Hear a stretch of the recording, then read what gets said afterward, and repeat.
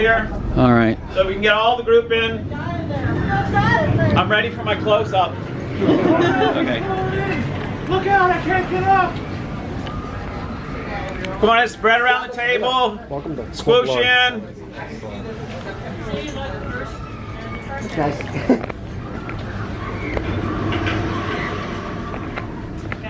Is everybody in? Got 25 people in? I don't think so. Come on in, come on in, come on in. Oh, Pretend you like each other. I don't like you. I know. It's not my month to shower. All right. I only shower on days that end with W, so. All right. All right, welcome to Blood on the Bayou. I almost called it Club Blood. My name is Christopher. I didn't introduce myself to the other group at all. That's very bad. I am one of the talent coordinators for Haunt.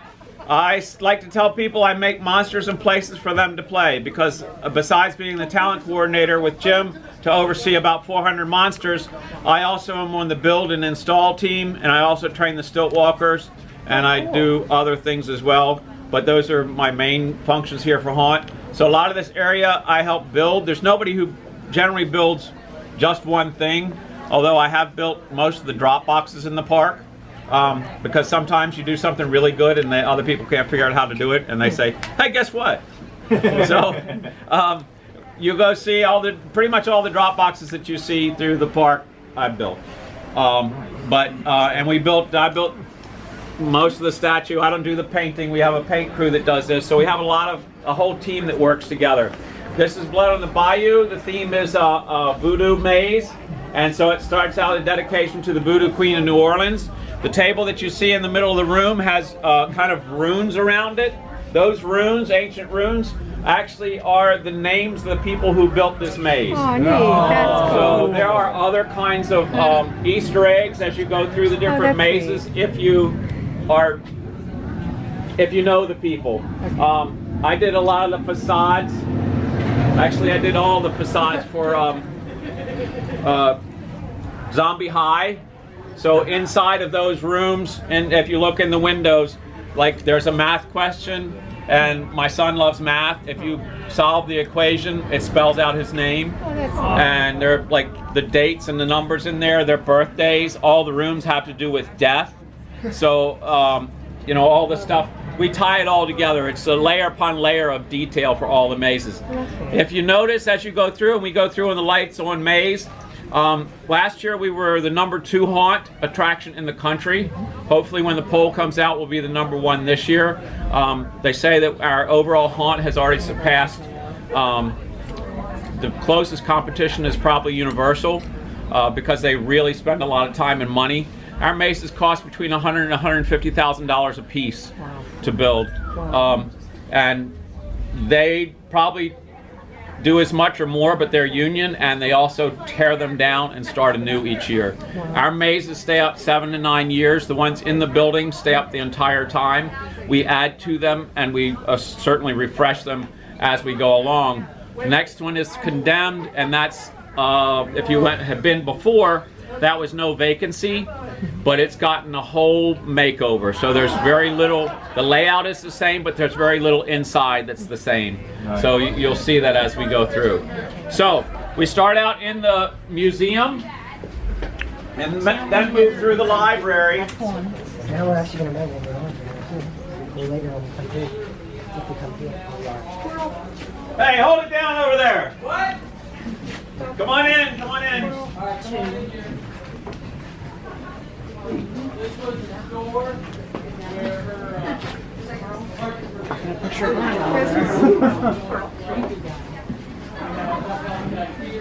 Come on in, come on in. They won't be able to hear me in the back. So as we leave the museum and library area of the museum, we start to go exterior. So we're on a walkway with the water down below, creatures coming out of the water. It's all kind of a cram-packed New Orleans style area. So all this stuff is installed. Once we are done with the maze, the building gets completely gutted, new layout, everything gets built from the floor up. New walls, new everything inside. Sometimes we recycle a few props, but most of the time it's all brand new stuff for the maze. I also built that statue. I do not that one, that one. This is an animatronic. We work with a couple of different places that supply our animatronics. I basically redid a mannequin and then we built the base and everything like that. But anyway, you don't want to know about that. You don't care. Yeah, we do. All three of you do. But I care. yeah, there you go. We care. The guy said he didn't like me. All right, come on in. Yeah, now he knows I do something, he cares. All right, now we're entering the Voodoo Lounge, where you can see the different voodoo dolls. If you can hear me back there, if you can. Which one's yours? Yeah, don't touch your voodoo I don't know. doll. Beware of the monster at the end of this hallway. It's an extremely ugly, scary monster at the end of this hallway. Yeah, one monster in here, right? Then we enter into the butcher area, where the victims, the volunteers, get kind of butchered. I gotta realize all men are being butchered tonight. You probably see elements that may remind some of you of Slaughterhouse. If you've been through Slaughterhouse a few years ago. We kind of like to pay tribute to some of the past mazes by bringing that stuff in. People who love and repeat haunts, they really enjoy seeing those things, and it's a little extra bonus for them.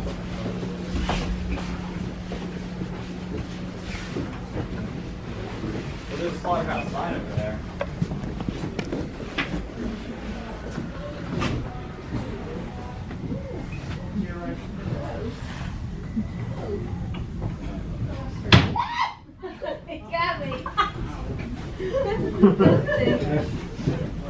Hey now, come on in here. Who's next? Who's the next victim? How about you over there? You look like a tasty little morsel there. Season you right up, yeah.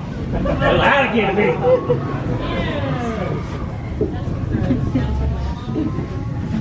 Even got the accent down. Yo, come on in. Got her twice. What? I can't hear you. We're too noisy.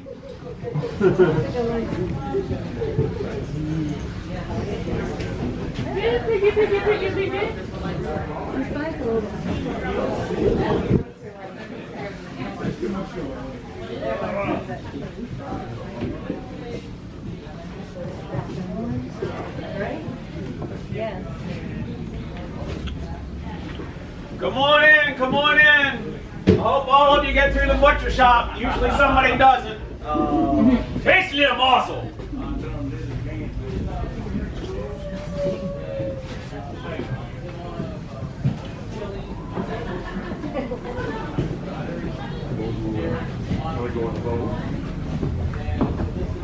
Everybody's going to go on front of the seat until you're outside.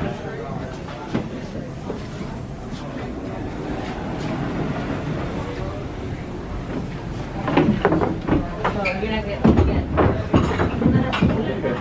That would have been strange. No.